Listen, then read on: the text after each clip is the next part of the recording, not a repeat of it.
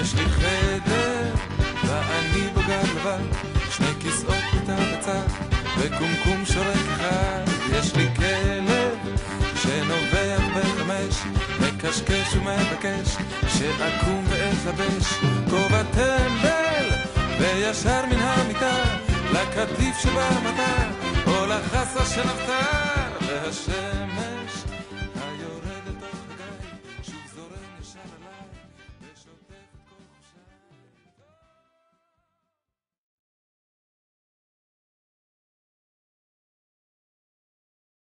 אני יליד הונגריה, 5 אחים, הבכור קראו לו שבח, היה 4 שנים מבוגר ממני, בגיל 18 הוא נספה בשואה, ממש סוף המלחמה. אחריו 2 מבוגרת ממני שתיבדל לחיים טובים ארוכים, פנינה, תושבת חיפה. יום האחרון של המלחמה עוד לא שמעת את המילה אושוויץ, עוד לא שמעת את המילה 6 מיליון יהודים. כל מה שעברנו בשואה, בקהילה, בגטו, ברכבות המוות, עבודות כפייה, צעדת מוות, מאוטהאוזן, הכל היה בתוך בועות, שלא ידענו שום דבר מה שהולך סביבנו, אלא רק מה שמתרחש בדלת אמות המצומצמים, אם אפשר להגיד ככה. ממאוטהאוזן עד שהגעתי לארץ ישראל, עברתי 7 גבולות, אף פעם אם לא דרכונים שלי, לא דרכון, היו לי ניירות, אבל הכל היה מזויף. איך אני התחלתי ללמוד עברית? הייתה לי כנראה תכונה, יכולת ללמוד עברית, למדתי מהר מאוד, 1-3 אחרי שלמדנו כבר במגירה שהיה הכל מה שלמדתי, לא של קודש, לתרגם את הכל, חומש ורש"י ופרקי אבות וכו' עברית, הכל פרץ החוצה, כבר התחלתי להבין כמעט את הכל, אבל את הפרקטיקה בדיבור, מאוד רכשתי. דקדוק טוב מאוד. חשבו בזה, הכל מצוין. חתימה שלו פה וכו'. המורה והמנהל. זה אוצר, שירים שלמדנו וכתבתי בכתב יד שלי. ציץ נתנו לי ונתתיהו, בוקר ערב השקיתיהו, ציפורים קרבו לראות אם היטבתי לעשות. יום אחד מפירנצה, מאותם מקום שהיינו, הגיע יהודי אחד, ואמרו שחבר'ה, מחר אתם רוצים לארץ ישראל. מחר בבוקר באמת הגיעו מסעיות ולקחו אותם לשדה תעופה ברומא. טיסה של 6 שעות וקיבלנו כוס מיץ תפוזים הראשון בארץ ישראל. כוס מיץ תפוזים בארץ ישראל, אתם יודעים איזה חלום זה? דיברתי עברית כשהגעתי לארץ כמעט כמו עכשיו, עם הברה הונגרית קצת עדיין, אבל כמעט כמו עכשיו. ראינו אותי לא רק בעברית אלא ביהדות, למדנו תנ"ך וכו'. טוב, אתה מתאים לשכבה בוגרת, ממילא בעוד שנה אתם כבר יוצאים מכאן.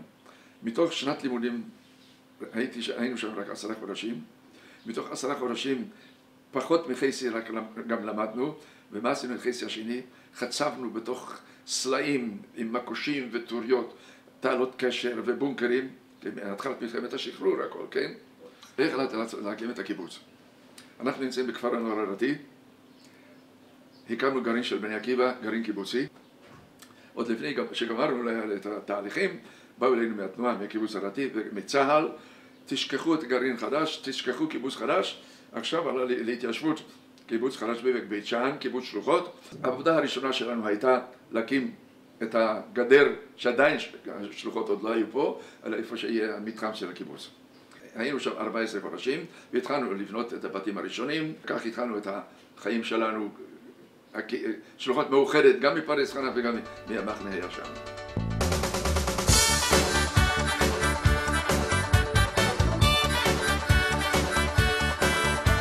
אצלנו בקיבוץ ולא פרות שמנות מומו. תרגישו לפחות קצת מה זה חום של עמק בית שאן אפילו בבוקר. ויש תרנגולות, יש בורקס. שלום עליכם.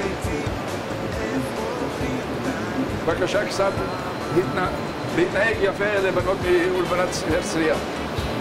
את שומעת? מאולפנת הרצליה והרצליה. אנחנו נמצאים פה אצל עצי תמר, זה חלק ושם חלק, מתוך כ7,000 עצי תמר שיש בשלוחות. הנשמה שלי והגאווה שלי על 200 עצי תמר שזכיתי לנטוע אותם בתש"ט ב-1949. כן, כן, כן, ועדיין נותנים פרי, ועדיין שופים תמרים. ואם תעיר אותי ב2 בלילה, אני מוכן לבוא ל4 ולהגיע אליהם, אני כל כך קשור אליהם, מאז ועד היום הזה. ניסה לבית העלמין של שלוחות. הייתה ועדה שכל חבר שלוחות, שמישהו מקרובים שלו, הקרובים ביותר, אבא, אמא, אח, אחות, שנעשו בשואה, היו שותפים בהקמת הדבר הזה. יוסף לוי בן צבי אריה, זה אבא ואמא וזיסל בת שבח, פריש, שמשפחה היה אז מקודם, ובנם שבח.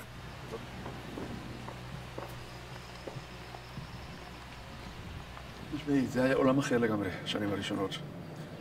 רמת החיים הייתה שונה, תנאי החיים היו שונים. השיתוף היה לגמרי שונה, משום שהדור הראשון ראה בזה אידיאולוגיה רצינית.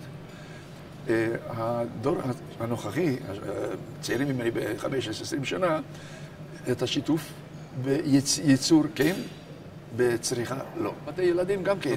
בבוקר מטפלת העירה את הילדים, ולא האמא ואבא, כן? והיה תיקים והכל מוכן, אכלו ארוחת בוקר בבית לילדים, והובילו אותם לאיפה שהאוטובוס אוסף את הילדים. כשהגיעו הביתה, באו ישר לבית הילדים, שם אכלו ארוחת צהריים, אחר כך הלכו לישון, היו מיטות מיוחדות, מתקפלות כאלו לילדים, וזהו. ואז הגיע התור שהצעירים התחילו לחשוב אחרת. היה כמה שנים דיונים על זה, ואני אגלה את הסוד מה הייתה דעתי. אני התנגדתי בהתחלה, אבל לא שיניתי את דעתי, אלא קיפלתי את הדעה שלי, כי ראיתי כמה שחשוב לצעירים הדבר הזה. ויתרתי להם, כן.